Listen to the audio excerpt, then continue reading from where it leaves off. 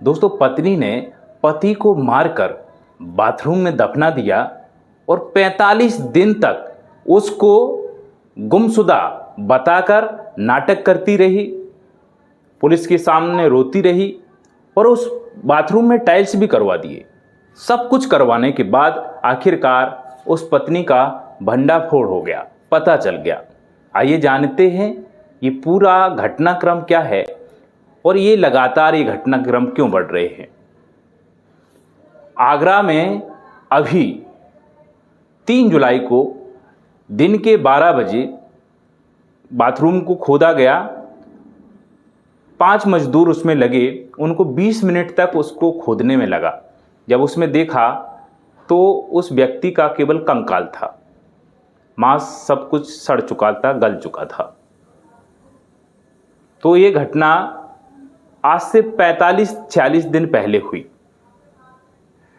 बताया गया रूबी नाम की लड़की, महिला, जिसकी 2010 में शादी होती है, इटावा की रहने वाली है और इसके पति जो रहने वाले हैं भरतपुर राजस्थान के।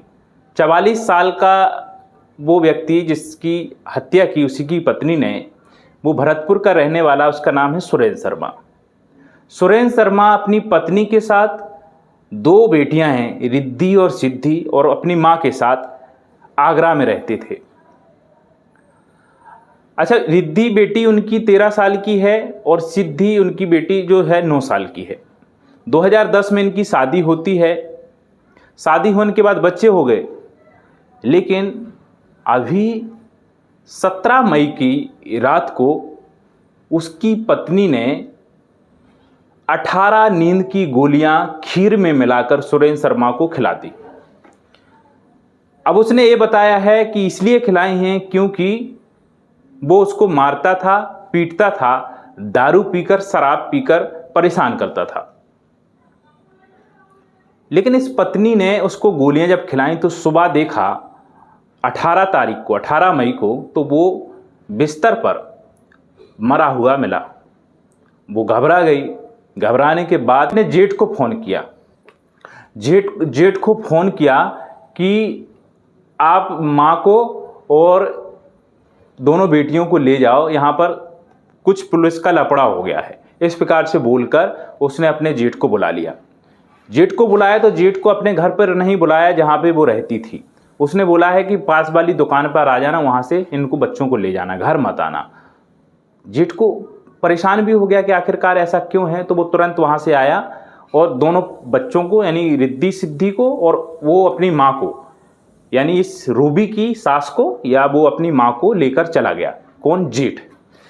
अच्छा, 18 तारीख को जेठ लेकर गया, पहुँच गया। अब ये जेठ से बोल देती है कि उसका पति सुरेंद्र शर्मा उससे लड़के झगड़ के, ताला तोड़ के, कैसे भी करके 5000 रुपये लेकर के भाग गया यहाँ से। 5000 रुपये लेकर वो निकल गया। चलो ठीक है। 19 तारीख को ये फ़ोन करती है कि तुम यहाँ से हमें भी ले जाओ, हम परेशान हो रहे हैं, डर लग रहा है, ऐसी चीज़ें। तो सुरेंद्र का भाई, जिसका नाम है, बड़ा भाई है जिसका नाम अनिल शर्मा, जिनका नाम है अनिल शर्मा, अनिल शर्मा उसको रूबी को लेकर के भरतपुर चला जाता है। अब दोनों बच्चे हैं और उसकी सास है, यानी उसकी खुद की माँ है, और रूबी है। ये 7-8 दिन रहते हैं। अब धीरे धीरे करके ये परेशान हो जाते हैं। तो अनिल शर्मा को शक होता है, जेठ को शक होता है कि यार 7-8 दिन हो गए हैं, ये रो भी रही है और उसी में रो देती है, उसी में ढूंढने का नाटक करती है, गुमशुदगी की बताती है। तो ये 26 मई को अनिल शर्मा गुमशुदगी की शिकायत कर देते हैं और FIR दर्ज करवा देते हैं कि ये उनका छोटा भाई है जो सुरेंद्र शर्मा, वो 18 तारीख से लापता है, पता नहीं है। अच्छा, पुलिस जब जांच के लिए आती है तो ये महिला रूबी है, जो जिसने अपने पति को मारा है, वो महिला पुलिसकर्मियों के साथ में CCTV भी दिखवाती है, फुटेज, और उन्हीं में वो रोने का नाटक करती है। अब ऐसा चल रहा था काफ़ी समय से। अब ये देखते हुए अनिल शर्मा को थोड़ा शक हुआ, शक रोती भी है, मतलब वो एक प्रकार से वो पता चल जाता है। तो अनिल ने बोला रूबी से, पहले ये बताओ तुम्हें कोई समस्या हो, यदि कुछ भी पता हो तो बताओ, तुम्हें कुछ होने नहीं दूंगा, मैं आँच नहीं आने दूंगा, बताओ तुम। तो रूबी पिघल जाती है और अनिल को बता देती है कि ऐसा ऐसा हुआ है कि मैंने ये 17 तारीख को रात में 17 मई को खीर में मिलाकर के 18 गोलियां नींद की खिला दी थी,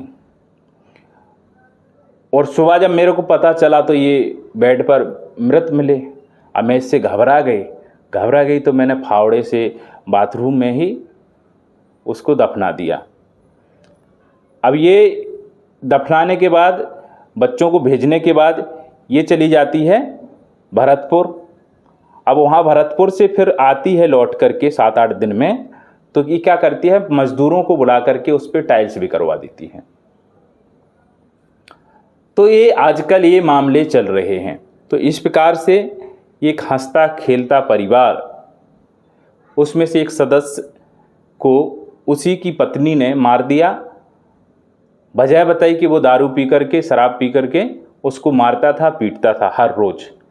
तो वो परेशान हो गई थी, इसलिए उसने नींद की गोली 18 नींद की गोली खट्टी दे दी खीर में, और वो मृत घोषित हो गया। और उसकी पत्नी ने फिर उसको उसी बाथरूम में दफना दिया, उसी में नहाती रही, धोती रही, सारी चीज़ें हैं, टाइल्स लगवा दिए। 45 दिन बाद अभी 3 जुलाई को ये पता चला है उसके बारे में। 12 बजे ठीक शुक्रवार को जब खोला गया, देखा गया, खोदा गया, तो वहाँ पर कंकाल मिले हैं। तो इस प्रकार की घटनाएं हुई। अभी सिया का और वो मामला आया महाराष्ट्र का, अपने ही मंगेतर को जिससे शादी होने वाली थी धक्का देकर मार दिया। ये घटनाएं बढ़ रही हैं, लगातार हो रही हैं। आप क्या कहेंगे इस घटना के बारे में, क्या सोचते हैं, कमेंट करके ज़रूर बताइएगा। हमारी मुलाकात अगली कहानी में होगी, तब तक के लिए अपना ख्याल रखिएगा। नमस्कार।